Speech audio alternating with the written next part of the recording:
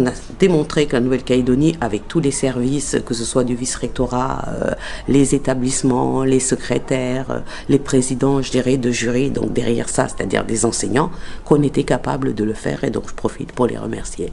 L'État a apporté des garanties, comme l'année dernière. Il y a eu un inspecteur général qui est venu superviser la correction. Cette année, il sera de nouveau là. Et surtout le partenariat avec une académie de métropole qui délivre un diplôme, donc l'académie de Nancy, qui délivre quand même le diplôme, donc ce qui permettra aux étudiants, aux futurs étudiants calédoniens, effectivement, d'avoir un diplôme national.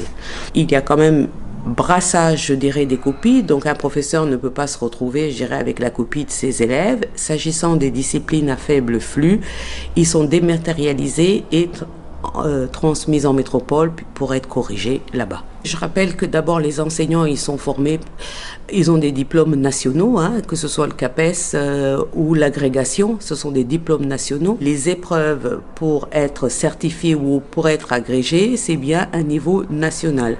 Donc, ils sont en capacité de corriger, je dirais, le baccalauréat. L'objectif derrière la correction locale du bac, c'est de donner 2 semaines supplémentaires aux élèves calédoniens. Donc ça veut donc dire plus de jours de classe pour mieux se préparer à un examen qui est quand même important, le baccalauréat, mais également les autres examens comme le BTS. Ça veut donc dire que tout ce qui est conseil de classe, orientation, se terminait 1 mois plus tôt.